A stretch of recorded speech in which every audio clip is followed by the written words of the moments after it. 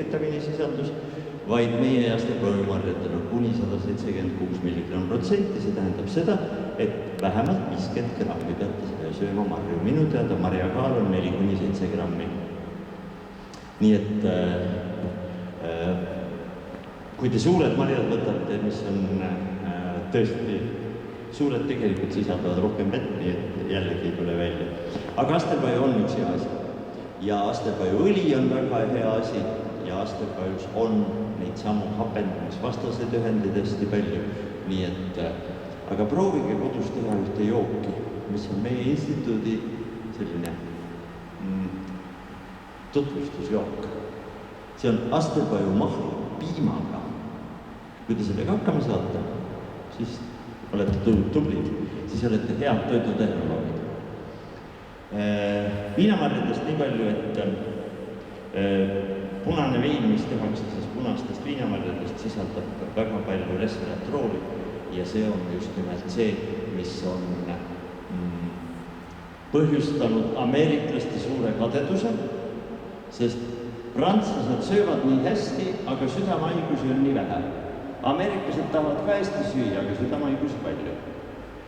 Nimetatakse seda Prantsuse paradoksiks ja Prantsuse paradoks seisnebki selles, et nad joovad punast veini, punast naturaalset viinamarja veini, mis sisaldab resveratrooli. Ja sellepärast nüüd soovitatakse, kuna siin on kõik tervisega tegelejad ja liikumisega tegelejad, siis ma mõtlen, et ei ole pahasti, kui ma propageerin natuke alkoholi, sellepärast, et muidu meile öeldakse, et ärge oma loengutes öelge, et alkohol on hea. No ma ei saa öelda ka, et ta paha. No, nii et punane naturaalne viinamarja vein on päris hea. Jälle ma tulen selle juurde, et söö mõnuga. Kui iganes käsulauad valmis seada, siis esimene neist minu jaoks on söö mõnuga.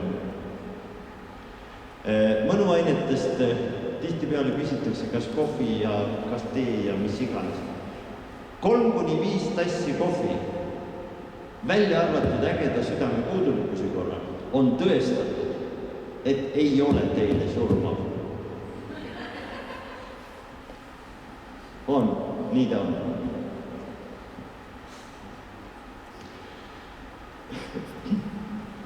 Kui me rääkisime värvidest, siis jah, kõige lihtsam on värve teha just nimelt köögivilladest ja siin on vist Viljandi hästi tehtud üks vaagen ja mikseri keskel on siis 4 kastet, kuhu te siis neid sisse kastate.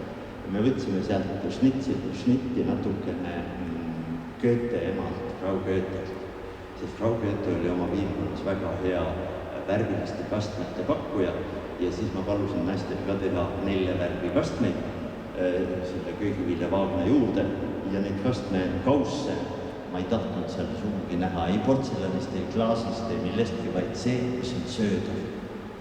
Kas te teete need siis paprikast, kas te teete tomatist, mis iganes õõnsaks saate, selles võite teha ja neid võiks olla rohkem, sellepärast et tihtipeale need köögiviljate lõikate vaagna peale nad nii pikad. Ja mina küll ei taha siis, kui üks kastab, ammustab ja siis jälle kastab. Meil oli keemiaõpetaja. Ta tahtis meile selgitada, miks tekib, kui te võtate suhu musta leiva ja mälute seda hästi pikalt, jah? Siis mis tekib? Läheb ikka magusamaks. Me lasteaias kasutame seda, et anname lastele musta leiva. Nad närivad ja siis nad hakkavad kilkama. Oi, on magus juba! Ja siis me ütleme, et võt, närige kõik toit nii hästi läbi, siis on toit magus. No pisike vaike vale on lubatud. Aga meie keemiaõpetaja, tema võttis ühe palus noormehe, et mine, andis talle klaasi, mine klaasist välja, sülita see klaas täis ja tule tundi tagasi. Nii, kui ta selle klaasi siis tagasi tõi, siis me läbisime parasti seda tärklise tundi, üks on tärklise teemat, ja siis ta andis kõikidele tärklist ja siis palus, et me võtaksime sealt sellest süljast siis proovi endale ja siis maitseksime, kuidas seda ütles maitseb. Me ei olnud sellega hästi nõus, sest igaühel on oma sülge ka. Nii et köögiviljad, puuviljad, marjad. Ja siis on tekkinud